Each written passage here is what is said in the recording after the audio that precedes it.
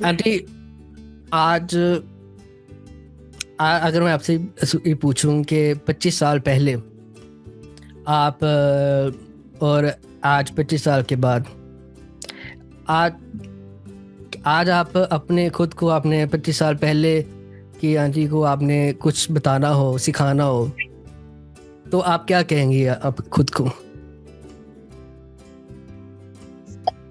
मैं कम से कम ये सिखाती कि नहीं डरना चाहिए, और ख़ासतौर पे जो अपना हक है इंसान का, उसके लिए खड़े होना चाहिए, खड़े अपने होना हक चाहिए, के लिए, बिल्कुल। बात के लिए खड़ा होना चाहिए।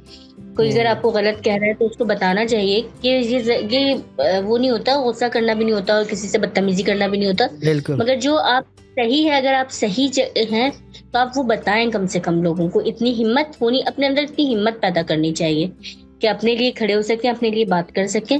तो ये चीज होनी चाहिए थी, जो नहीं थी मुझ में, जब भी नहीं थी, और वो अभी भी नहीं है।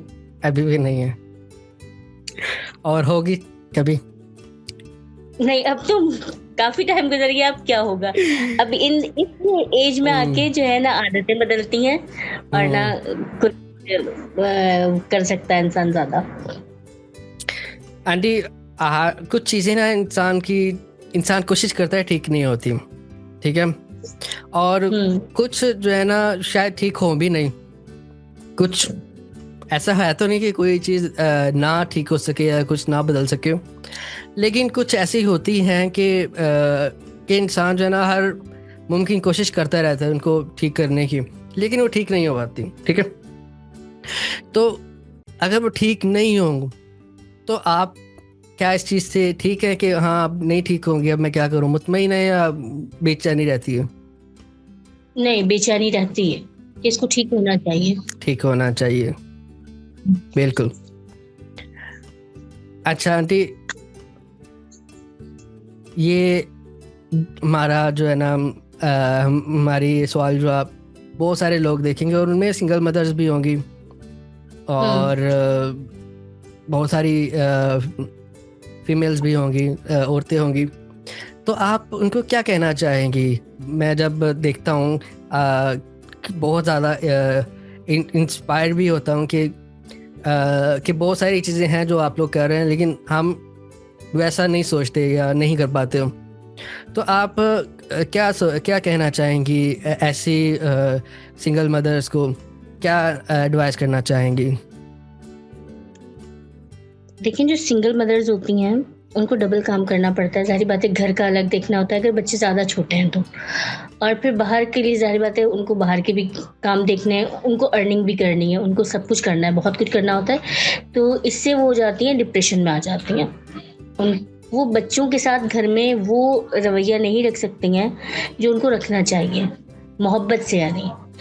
तो मेरा एक तो ये है कि अपने बच्चों के साथ दोस्ताना रवैया रखें, उनकी बात भी सुनें, क्योंकि बच्चे जो हैं, अगर आप उनके साथ दोस्ताना रवैया रखेंगे और उनके साथ मोहब्बत से रहेंगे, तो यही चीज़ वो आपको बुढ़ापे में आपको वही चीज़ देंगे आपको। आप घर में गुस्सा करेंगे, आप घर में मारपीट करेंगे, आप वो करेंगे, उनके साथ अच्छा रवैया नहीं रखेंगे। बच्चों को असल में हमारे यहाँ ये समझा जाता है कि इनकी सुननी भी नहीं है, सिर्फ इनको ये बताना है कि आपने ये करना है, आपने ये करना है या ये करना है। तो इस तरीके से ये वो टाइम नहीं है, ये हमारा टाइम नहीं है। हमें टाइम के साथ चेंज होना चाहिए, क्योंकि जो हमारा टाइम था, जो हमारे वालिदैन ने कह दिया आपने आर्ट्स ही पढ़नी है, तो आपने वही पढ़ना है। आप उसके अलावा आप कह नहीं सकते कि नहीं हमारा रुझान यहाँ पे है, हम फाइन आर्ट्स लेना चाहते हैं या हम कुछ और लेना चाहते हैं। तो वो हमारे वालिदैन की तरफ से इजाज़त भी नहीं थी, सच्ची बात है। क्योंकि मैं खुद फाइन आर्ट्स करना चाहती थी, मगर मेरे वालिद ने मुझे कहा कि आप प्री इंजीनियरिंग में ही करेंगी, क्योंकि यही करना है आपको। तो आप उतना अच्छा कर नहीं सकते, क्योंकि बच्चे का जिस चीज़ में इंटरेस्ट है बच्चा वही कर सकेगा ना। आपने अपने बच्चे को कामयाब देखना है ना, तो कामयाब वो उस फील्ड में भी हो सकता है जो वो खुद चूज करे, क्योंकि वो फिर दिल लगा के करेगा ना अपना काम। तो मैंने कभी भी अपने बच्चों को ये नहीं कहा, मैंने खुद उनसे पूछा कि बेटा आपका इंटरेस्ट किस में है, आप क्या पढ़ना चाहते हो। मेरा ये नहीं था कि लाजमी आपने यही लेना है, आपने यही करना है या आप ये करोगे। या उन्होंने कहा कि अच्छा आज हमारे इस काम का दिल नहीं है, मैंने कहा चलो कोई मसला नहीं है, नेक्स्ट टाइम कर लेना। हालांकि मेरे इस रवैये से बहुत से लोगों को तकलीफ भी होती है। वो ये कहते हैं कि इतना नर्म मिजाज माँ भी नहीं होना चाहिए। मैंने कहा नहीं, वो मैं हर इंसान अपने बच्चों को बेहतर समझता है, बेहतर समझता हूँ। हाँ वो कितना, वो इसी वजह से वो मेरी हल्की सी नाराजगी से भी जो है ना वो परेशान हो जाते हैं, परेशान हो जाते क्योंकि हैं। मैं उनके साथ वो जैसा घर में रवैया रखती हूँ तो वो उसी टाइप से होता है। वरना होता है कि बाज दफा सुबह से लेकर शाम तक आप चीखते रहे बच्चों के साथ, बच्चे नहीं सुनते हैं, बच्चों को वो भी नहीं होता, थोड़ी देर बाद वो भूल भी जाते हैं। भूल भी तो जाते हैं। अपने बच्चों के साथ दोस्ताना रवैया रखें, क्योंकि ये वो टाइम चल रहा है कि इस टाइम पे चेंज करना चाहिए वालिदैन को अपने आप को। बिल्कुल बिल्कुल आंटी, मुझे याद है हम जब छोटे बच्चे होते थे तो जैसे आपने बताया है कि लोग बदल जाते हैं, तो लेकिन उस चेंज से पहले हमें जो है ना मतलब कि वालिदैन की नाराज़गी का बहुत डर होता था, क्योंकि सख्ती भी होती थी। पहले ज़माने में आपको पता है सख्त वालिदैन होते थे। फिर जब ज़माना बदला है, हमारे सामने बदला है, तो उस वक्त ज़माना नहीं बदला था, अभी समझ दे। तो सख्ती बहुत ज़्यादा होती थी, और फिर डर भी लगता था, नाराज़गी से डर लगता था ख़ास तौर पे। तो फिर जब अगर नाराज़गी हो जाए तो फिर जो है ना जल्दी होती है मनाने की। अब क्योंकि वो जब तक वो